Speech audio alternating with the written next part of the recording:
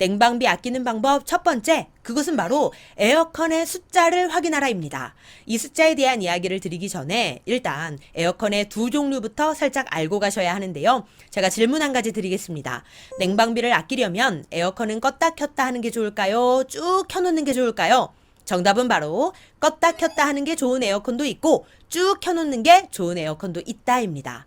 정답을 맞추신 분들은 제가 작년에 업로드한 영상을 보신 분들일 거예요. 잘 맞추셨습니다. 그런데 가전제품은 전원을 꺼야 전기를 덜 먹어서 요금도 덜 나오는 거 아닌가? 이렇게 생각하시는 분들이 많으실 텐데요. 그런데 꼭 그런 것만은 아니었습니다. 그래서 이것부터 살짝 정리해드리고 가겠습니다. 우선 에어컨의 종류는 크게 두 가지가 있는데요. 정속형 에어컨과 인버터형 에어컨이 있습니다. 정속형 에어컨은 2010년까지 많이 사용하던 방식인데요. 즉 2011년 이전에 구입한 에어컨은 정속형 에어컨일 가능성이 매우 높습니다. 그런데 사실 이건 확률이 그렇다는 거고 2011년 이후에 구입한 에어컨도 정속형일 수 있으니 이 점은 오해 없으시길 바랍니다. 우리가 에어컨 개념과 기술을 공부하려고 이 영상을 보시는 건 아니니까 쉽게 설명드리고 넘어갈게요. 일단 정속형 에어컨은 쉽게 표현하자면 항상 최선을 다해 돌아가는 녀석입니다. 즉 희망 온도에 도달하면 좀 쉬어도 되는데 목표를 달성했는데도 계속해서 100%로 가동이 됩니다. 그러니까 전기를 엄청 먹는 거죠. 그래서 정속형 에어컨은 에너지 소비효율 등급이 5등급입니다. 효율이 썩 좋지가 않아요. 그래서 정속형 에어컨을 사용하고 계신다면 일정 간격을 두고 에어컨을 껐다 켰다 반복하시는 게 좋습니다. 예를 들어서 처음 2시간은 강하게 틀었다가 시원해지면 다음 2시간은 에어컨을 끄는 방식으로 반복하는 겁니다.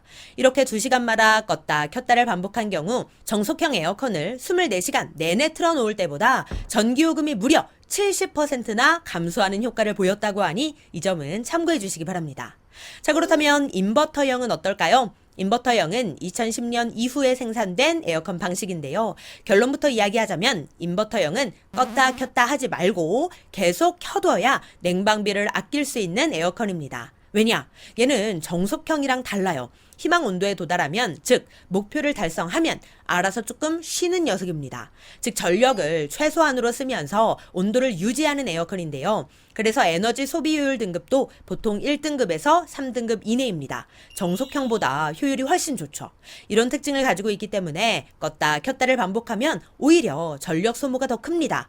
그래서 어차피 에어컨을 가동할 거라면 쭉 계속 틀어놓는 게 전기요금을 아낄 수 있는 방법입니다. 단, 실내 온도를 낮출 때 전력을 많이 쓰는 방식이기 때문에 파워 냉방으로 에어컨을 계속 세게 틀어놓기보다는 희망 온도에 도달한 후에는 24도에서 26도 정도로 유지하는 게 더 효율적입니다. 실제로 한 실험 결과를 살펴보면 인버터 에어컨을 2시간 간격으로 껐다 켰다 했을 때는 전기요금이 12,230원이 나왔는데 12시간 내내 틀어놓은 결과 7,910원밖에 나오지 않았다고 합니다. 무려 35%의 전기요금을 아낄 수 있었다는 건데요. 에어컨을 종일 틀어놨는데도 오히려 냉방비는 아낄 수 있었다는 겁니다. 자, 그런데 여기까지 들으시면 우리 집 에어컨이 정속형인지 인버터인지 이게 궁금하실 텐데요. 우리 집 에어컨 정속형인지 인버터인지 확인하는 방법 지금부터 알려드리겠습니다. 방법은 아주 간단합니다.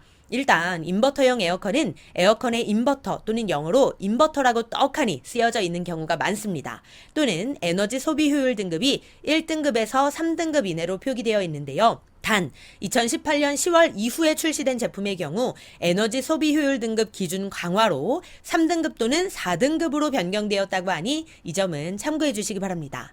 반면 정속형은 당연히 인버터라는 문구가 없고 에너지 소비 효율 등급이 5등급인 경우가 많습니다. 그런데 이렇게 간단하게 확인이 되지 않거나 긴가민가한 에어컨들도 많을 겁니다. 그때에는 이 숫자만 확인하시면 되는데요. 에어컨에 붙어 있는 이 스티커를 확인해 주세요.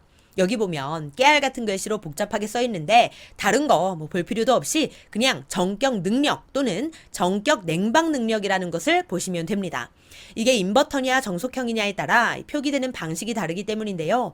인버터는 이렇게 세 가지로 나뉘어서 표기가 되어 있지만 정속형은 이렇게 한 가지로만 표기가 되어 있는 차이점이 있습니다. 왜냐?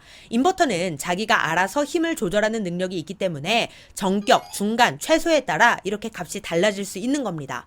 그런데 정속형은 그런 게 없잖아요. 그냥 계속 100%로 달리는 특징이 있기 때문에 값도 딱 한 가지입니다. 그러니 지금 우리 집 에어컨에 숫자가 세 가지로 나뉘어서 표기되어 있고 정격, 중간, 최소 이런 식으로 나뉘어져 있다면 인버터 에어컨이라고 생각하시고 껐다 켰다 말고 계속 틀어두시는 게 좋겠습니다. 그리고 우리 집 에어컨이 이렇게 숫자 하나만 표기되어 있다 그러면 그때는 일정 시간 껐다 켰다를 반복해 주시는 게 냉방비를 아끼는 방법이라는 것 기억해 주시기 바랍니다. 자, 이어서 냉방비 아끼는 두 번째 방법은 바로 실외기를 확인하라입니다. 왜냐? 실외기가 뜨거우면 에너지 효율이 떨어지기 때문인데요. 우선 실외기는 바람이 잘 통하는 곳에 두어야 합니다.